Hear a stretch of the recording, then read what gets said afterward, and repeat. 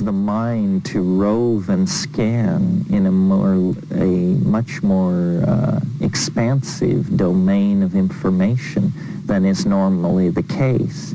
I mean, if you don't smoke cannabis, you may spend your evening balancing your check account. If you do smoke cannabis, you may spend your evening contemplating the causes of the Greek Renaissance. It's a perceptual enhancer. It's like a child seeing something for the first time. There's a little bit of that excitement about the visual world. It enhances the appreciation of music and the graphic arts.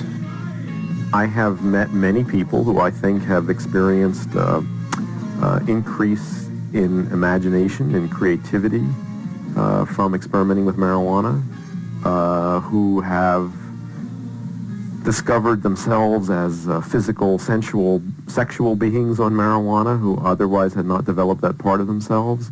They find that it's useful in gaining perspective and insight in their lives. Marijuana creates a receptive, suggestible state which could facilitate certain kinds of therapy. It often increases people's access to their own unconscious, to the images that they have in their mind, to their dreams, to feelings which they other might not be aware of. So I think it could be in the right hands and aid to therapy. Not everybody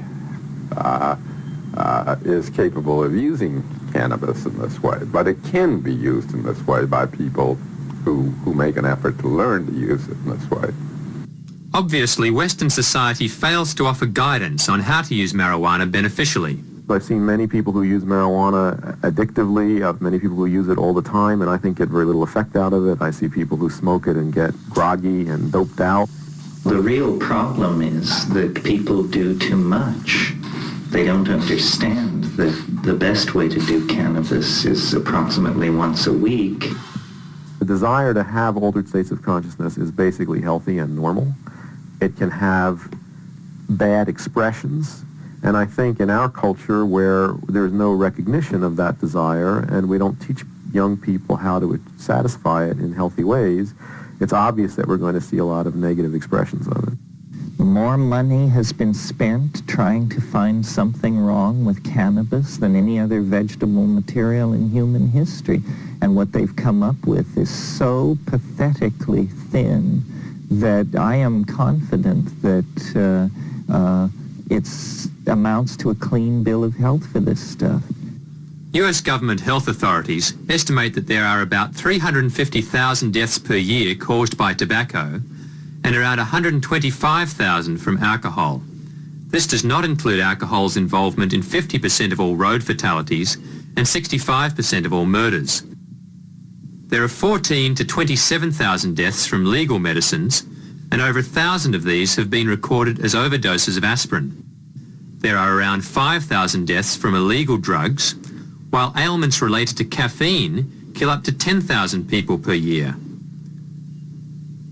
But there have been no deaths attributed to marijuana. Cannabis is not a health problem. The problem is that it promotes social values and attitudes which are unwelcome in capitalist market-based society. It's just that simple. A drug like coffee with a horrendous health profile compared to cannabis is completely welcomed into the marketplace and the home and the lifestyle of modern people. This is simply that we value certain states of mind and we fear and suspect others. And this is based entirely on value systems that are inculcated from above.